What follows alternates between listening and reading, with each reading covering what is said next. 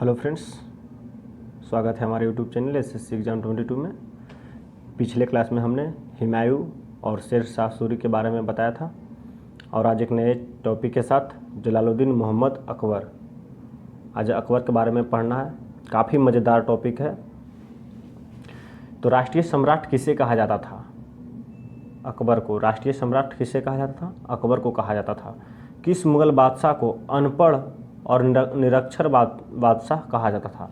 यानी अकबर एक ऐसा बादशाह था, वह अनपढ़ था, अनपढ़ या निरक्षर था, उसे लिखना नहीं आता था। अकबर का जन्म कब हुआ था? 15 अक्टूबर 1542 को हुआ था। 15 अक्टूबर 1542 को अमरकोट सिंध प्रांत पाकिस्तान में हुआ था और ये राजा बिरसाल के महल में हुआ था। कहाँ हुआ था? एक राजपूत राजा बिरसाल के महल में हुआ था। कब हुआ था? 15 अक्टूबर 1542 को हुआ था। पिता हुमायूं, माता हमीदा बानो बेगम। तो अकबर का पिता कौन थे? हुमायूं और माता हमीदा बानो बेगम थे।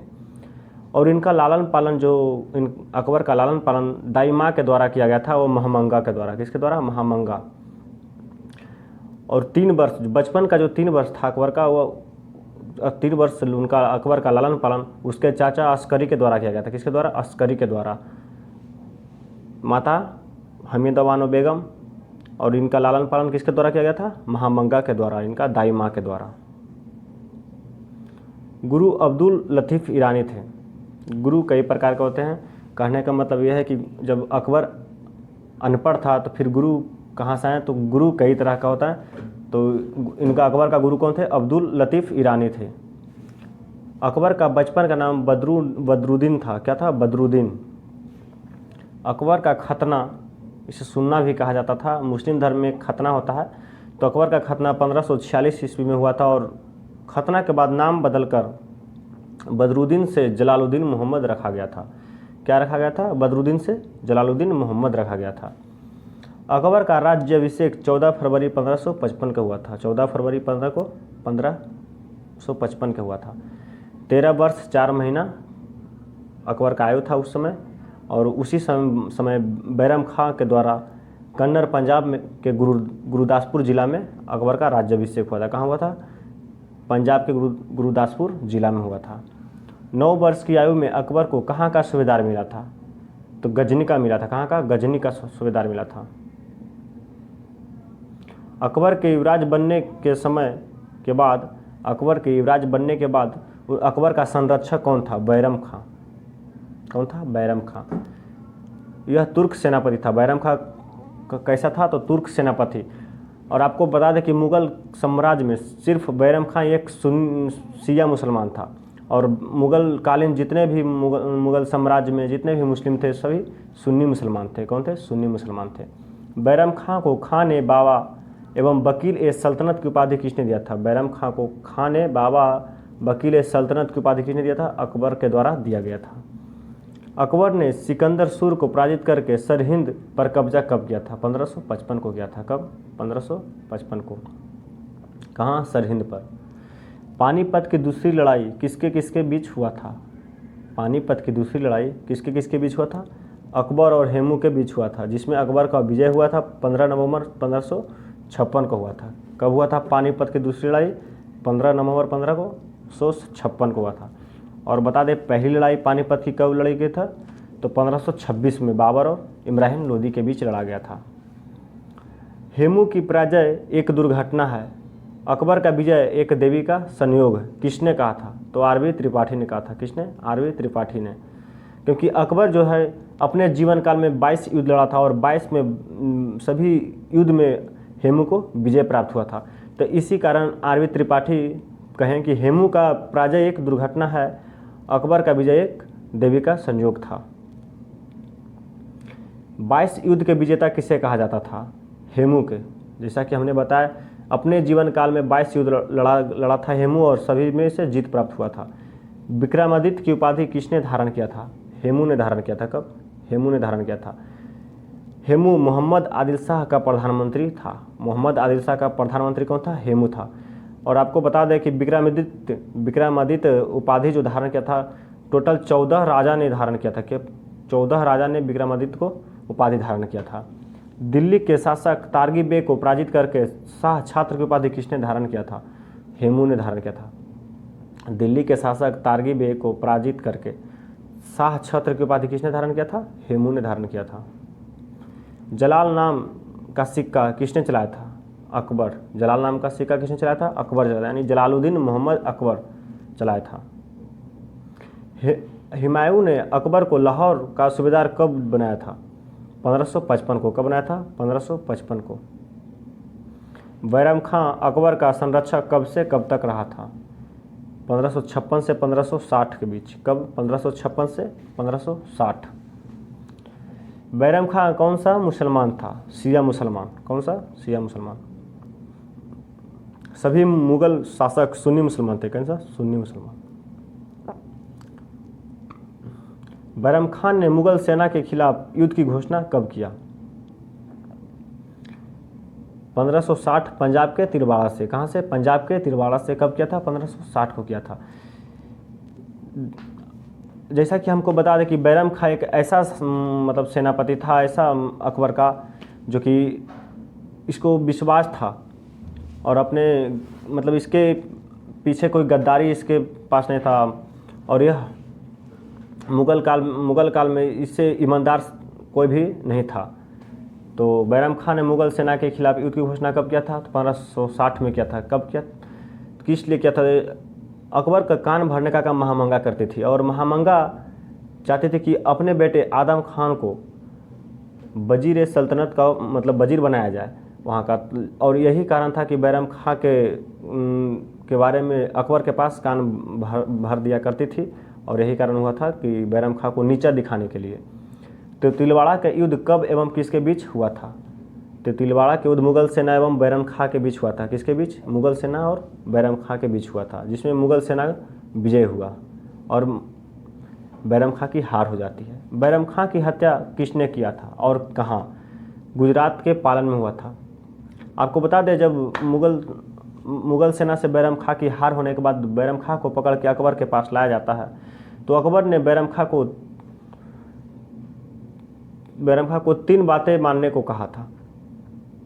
पहला कि आप जिस तरह से आप मेरे वजीर हैं, वजीर बन के रहिए। दूसरा, आप मेरे सलाहकार बन के रहिए, और जो मेरा अंगरक्षक थे वो बन के रहिए। और तीसरा, आप हज के लिए चले जाइए। तो बैरम खां ने तीसरा ऑप्शन चुना और वह हज के लिए जा रहा था। तो उसी टाइम गुजरात के पालन में इसकी हत्या कर दिया जाता है। मुबारक खां के द्वारा बैरम खां की मक्का की यात्रा यानी हज की यात्रा पर जा रहे थे, उस समय मुबारक खां के द्वारा हत्या किया जाता है। और बताते कि 1560 में मछीवाड़ के युद्ध में मुबारक खां के पिता के मारने के कारण बैरम खां की हत्या कर दिया जाता है। यानी जब 1560 में के युद्ध हुआ था, मछीवाड़ा के युद्ध में मुबारक खां के पिता की हत्या कर देता है बैरम खां। तो यही कारण था कि बदला लेने के लिए मुबारक खां ने उसे मार देता है। अकबर के दरबार में कितने नवरत्न थे? तो 9। नवरत्नों की संख्या अकबर के दरबार में 9 थे। कितने? 9 थे। पहला, राजा बीरबल। जन्म 1528 कालपी में हुआ था, एक ब्राह्मण परिवार में। कहाँ हुआ था? एक ब्राह्मण परिवार में 1528 कालपी में हुआ था। मूल नाम महेश दास था, यानी राजा बीरबल का मूल नाम जो था महेश दास था। अकबर के दरबार का सबसे अधिक विद्वान, दिन ए इलाही धर्म को मानने वाला पहला हिंदू राजा कौन था? तो राजा बीरबल था। कौन था? राजा बीरबल। कवि प्रिय या कविराज की उपाधि बीरबल को किसके द्वारा दिया गया था? अकबर के द्वारा दिया गया था। यानी कविराज, कवि प्रिय या कविराज की उपाधि बीरबल को कौन दिया था? अकबर ने दिया था। बीरबल की मृत्यु कैसे हो जाती है? उत्तर पश्चिम भारत में अफगानी यूसुफ जनजाति के बीच फैले विद्रोह को दबाने के कारण बीरबल की मृत्यु हो जाती है। उत्तर पश्चिम भारत में यूसुफ जनजाति के बीच जो विद्रोह फैला हुआ था उसको दबाने के लिए जाते हैं, और वही बीच में इसकी मृत्यु हो जाती है। दूसरा नवरत्न तानसेन। तानसेन का मूल नाम रामतनु पांडे था। क्या था? रामतनु पांडे। तानसेन का गुरु स्वामी हरिदास और बाद में संगीत के गुरु इसका हुए थे हजरत मोहम्मद गौस। कौन थे? संगीत के गुरु कौन थे? हजरत मोहम्मद गौस। जन्म 1500 ईस्वी ग्वालियर में हुआ था, और इनकी मृत्यु 1589 ईस्वी में हुआ था। तानसेन सम्मान पुरस्कार कौन सा राज्य देता है? तानसेन पुरस्कार कौन सा राज्य देता है? मध्य प्रदेश देता है। कौन सा? मध्य प्रदेश देता है, क्योंकि तानसेन का जन्म मध्य प्रदेश ग्वालियर में हुआ था। गायन के ध्रुपद शैली किसने आरंभ किया? तानसेन के द्वारा किया गया था। गायन के ध्रुपद शैली का आरंभ किसने किए थे? तानसेन ने किए थे। तानसेन को कंठाभरण बानी विलास की उपाधि किसने दिया था? अकबर ने दिया था। किसने? अकबर ने दिया था। मियाँ का मल्हार, मियाँ का सारंग, मियाँ की तोड़ी, दरबारी कन्हाड़ा, श्री गणेश स्तोत्रम एवं संगीत सारा प्रमुख कृतियाँ किसका है? तो तानसेन का है। किसका? तानसेन का। याद रहे, मियाँ का मल्हार, मियाँ का सारंग, मियाँ का तोड़ी, दरबारी कन्हाड़ा, श्री गणेश स्तोत्रम एवं संगीत सारा कृतियाँ किसका है? तानसेन का है। तानसेन अकबर के दरबार में आने से पहले किसके दरबार में रहा करते थे? रीवा के राजा रामचंद्र बघेल के दरबार में। किसके दरबार में? रीवा के राजा रामचंद्र बघेल के दरबार में रहते थे। यानी अकबर के दरबार में आने से पहले तानसेन किसके दरबार में रहते थे? तो रीवा के राजा रामचंद्र बघेल के दरबार में। अकबर के दरबार के प्रमुख संगीतज्ञ तानसेन थे। यानी अकबर के दरबार में शोभा बढ़ाने वाले कौन थे? तानसेन थे। अबुल फजल का मूल नाम शेख अबू अल फजलिन मुबारक था। क्या था? शेख अबू अल फजलिन मुबारक था।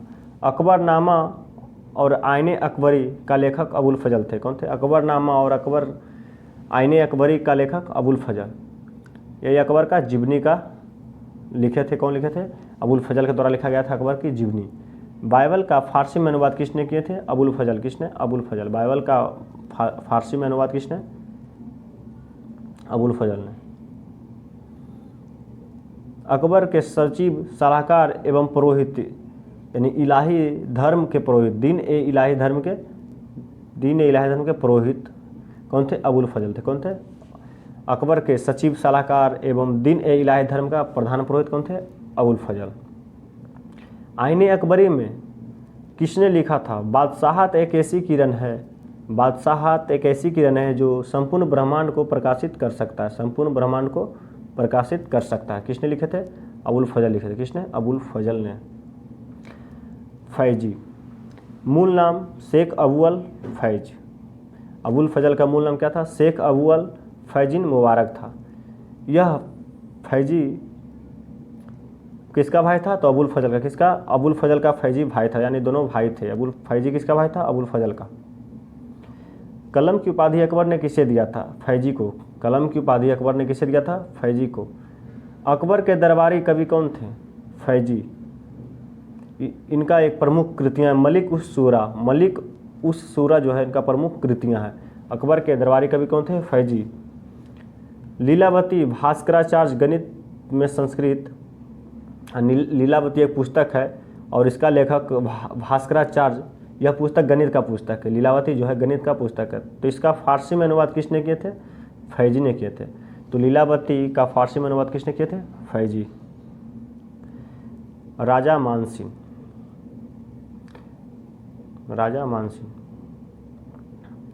इनका जन्म 21 दिसंबर 1550 आमेर में हुआ था। राजा मानसिंह का जन्म कब हुआ था? 21 दिसंबर 1550 आमेर में हुआ था। राजा मानसिंह कहाँ के राजा थे? अंबर का। राजा मानसिंह अंबर के राजा थे। अकबर का सेनापति कौन था? मानसिंह। इन्हें महाराणा प्रताप के खिलाफ हल्दी घाटी के ऐतिहासिक युद्ध समेत कई लड़ाइयाँ लड़ी थी। अकबर का सेनापति राजा मानसिंह था और इन्हें महाराणा प्रताप के खिलाफ हल्दी घाटी का ऐतिहासिक युद्ध समेत कई लड़ाइयाँ लड़ी थी। मानसिंह की मृत्यु कब हुआ था? 6 जुलाई 1614 ईस्वी को मानसिंह का मृत्यु हो जाता है। कब? 6 जुलाई 1614 को। राजा टोडरमल।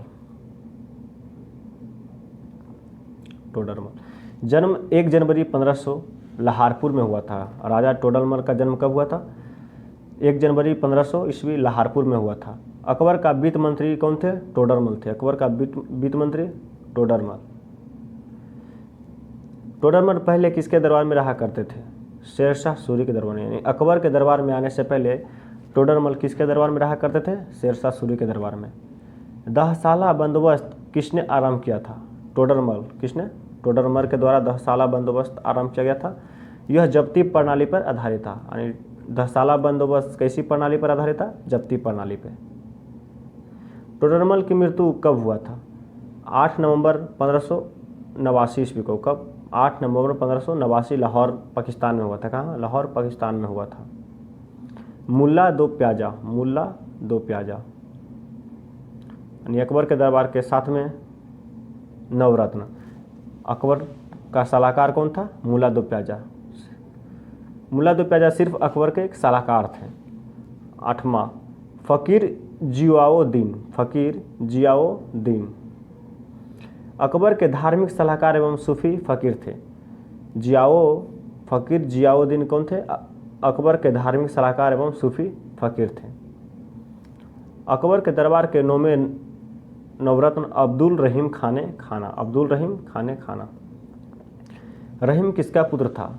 तो अकबर के भरोसेमंद संरक्षक यानी बैरम खां का पुत्र था। किसका? बैरम खां का पुत्र। उर्दू में दोहे एवं ज्योतिष पर पुस्तकों के लिए किसे जाना जाता था? रहीम। किसे? रहीम को। यानी उर्दू में दोहे ज्योतिष पर पुस्तकों के लिए किसे जाना जाता था? रहीम को। बाबरनामा को चगतई भाषा में फारसी में अनुवाद किसने किया था? यानी बाबरनामा जो पुस्तक बाबर के द्वारा लिखा गया था उसे चगतई भाषा से फारसी भाषा में अनुवाद किसने किए थे? रहीम ने किया था। किसने? रहीम ने। खेत कौतुकम और द्वात्री और माप धोगावली ज्योतिष पुस्तक किसने लिखे थे? रहीम के द्वारा लिखा गया था।